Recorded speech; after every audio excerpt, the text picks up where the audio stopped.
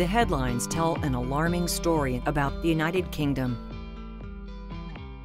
Stories of extreme alcohol abuse dominate newspapers, websites, and the evening news. And this is the problem. Our shops selling incredibly cheap drink. All of this I've just bought for £20. There's 70 units of alcohol here. A minimum price on alcohol would be of huge benefit to everyone because it will essentially cut down on crime, around 10,000 fewer crimes per year and around 40,000 fewer hospital admissions per year.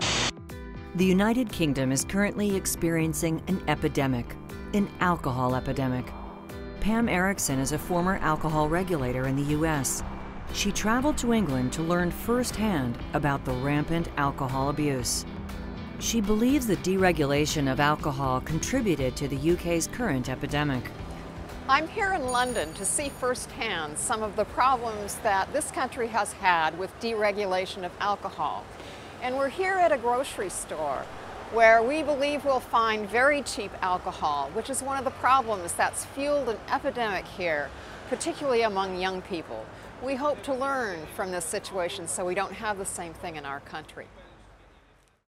Take a look at other alcohol-related problems in the UK. Alcohol is sold below cost as a loss leader to lure customers into stores. Alcohol is available 24 hours a day, 7 days a week, and police say that increases crime and exhausts their resources. The rates of liver cirrhosis and alcohol poisoning are high. Childhood drinking in the UK is more than twice the rate than in the US. A third of British 15 and 16-year-olds admit they have been drunk in the past month. Alarmed by these problems, Erickson went straight to Parliament to learn more about the high price of alcohol deregulation on society.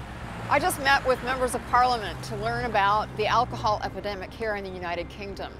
They gave me a lot of good information, and we've learned a lot of things that we want to avoid in our country so we don't have the same kind of problems. Let's examine how alcohol is sold in both countries. In the UK, alcohol is not effectively regulated at the national or local levels.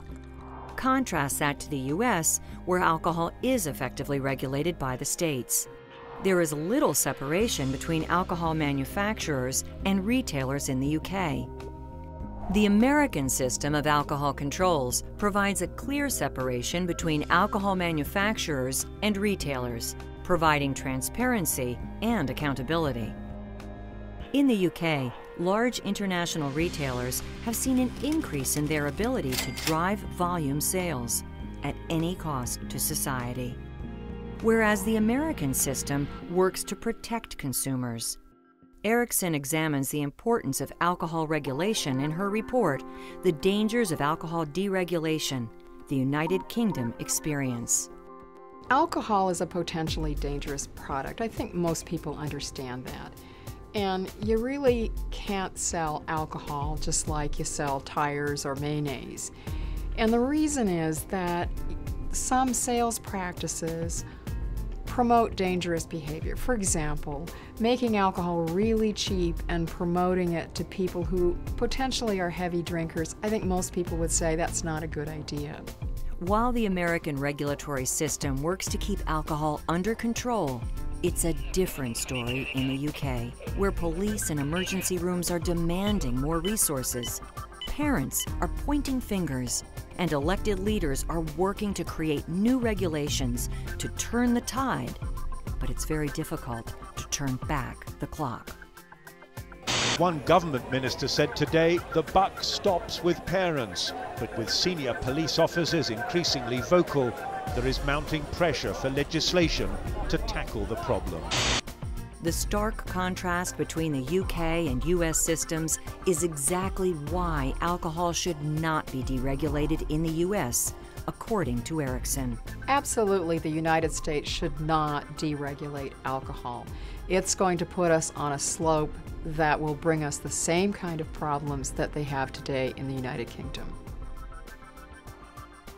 To receive additional copies of this video or Pam Erickson's report, The Dangers of Alcohol Deregulation, the United Kingdom Experience, please contact the Center for Alcohol Policy by writing info@centerforalcoholpolicy.org.